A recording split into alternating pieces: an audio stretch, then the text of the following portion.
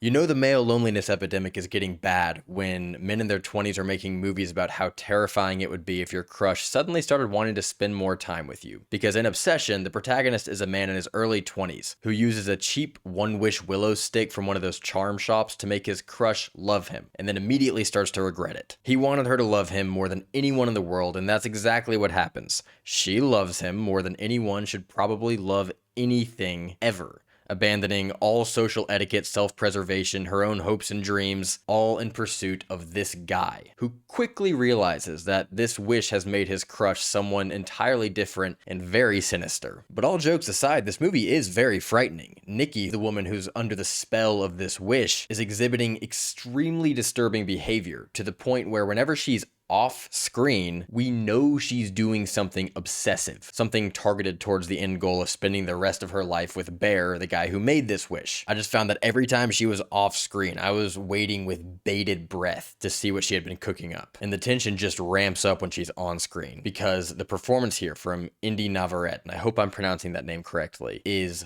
awesome. After that early switch up that her character goes through, she just gets creepier and creepier, but she balances it really well with some moments that are a bit more normal, so to speak. Like immediately after she does something especially off-putting and parasocial, she'll apologize for her behavior, and she comes across as so sincere and winning that you want to forgive her, even though you know this is not going in the right direction. And I appreciate that this movie doesn't spend too much time with the lead character in blissful ignorance. I feel like that would be a very low-hanging fruit approach to this scenario where he's just happy to have the girl of his dreams and he's looking past all sorts of red flags. But that doesn't happen here. Within the first night these two spend together, she's already displaying some really unnerving behavior and you just feel on edge immediately. And Indy's body language in some of these scenes is totally bizarre. There are moments that are almost blink and you might miss it, where you can tell that she's not moving right, but as soon as you clock it, it's over. It's just a really spectacular performance from her. But in the midst of all this horror, there's a good bit of comedy as well. The situation has some roots in realism. The idea that one person in a relationship can be so obsessed with the other that they're kinda unbearable to be around. There's a party scene where Nikki's antics are on full display in front of a group that just had me squirming in my seat. And there are several scenes like that, as this movie is very in tune with the social ramifications of this situation. Curry Barker is the writer, director, and editor of this movie. He's 26 years old and he knows what he's doing. He's got the instincts for this kind of film, and it did not take long for me to realize that I was in very good hands. The way he centers this story is really interesting. I feel like 9 times out of 10 that you're dealing with subject matter like this, the male protagonist would be kind of a disgusting person who's willing to just take advantage of someone who's clearly under the spell of something, but that's not the case here. The lead here is written and portrayed with a lot of sympathy. He's genuinely lonely, and that drives him to make the wish that he does, but he doesn't turn a blind eye to the major warning signs that show up afterwards. It's a very relatable performance from Michael Johnston that gives the movie more humanity than it would have had if the lead was just a heartless monster. This movie had a very small budget, and it's hard to tell in the moment. There are only a handful of locations used, but that's not something that I felt limited the story at all. I just noticed that after the fact when I was thinking on how exactly they shot it for reportedly under $1 million.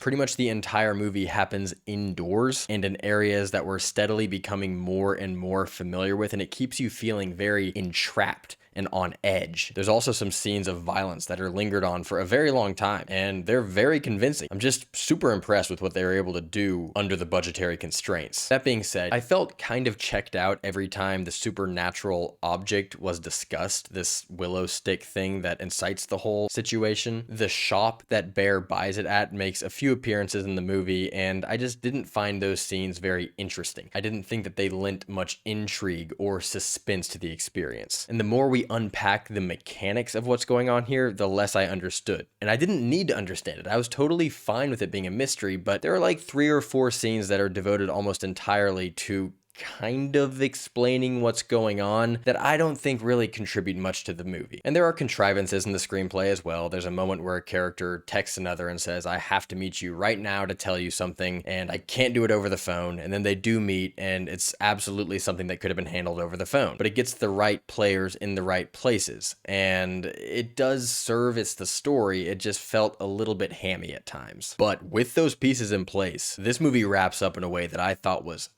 thrilling. This is just a super cool ending that goes on for the exact right amount of time, and I thought it was just great. All nitpicks aside, I had a really wonderful time with Obsession. It's an unnerving, funny, suspenseful film with an excellent performance from Indy Navarrete and a super promising directorial showcase from Curry Barker. It's a very self-aware film that almost always plays to its strengths and rarely reaches for anything beyond its grasp. For all of those reasons, Obsession gets a B+.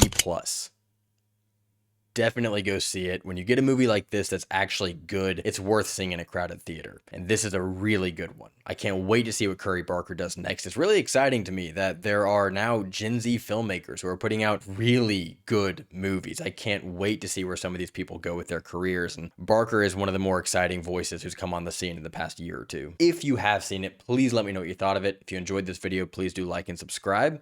And I'll catch you at the movies.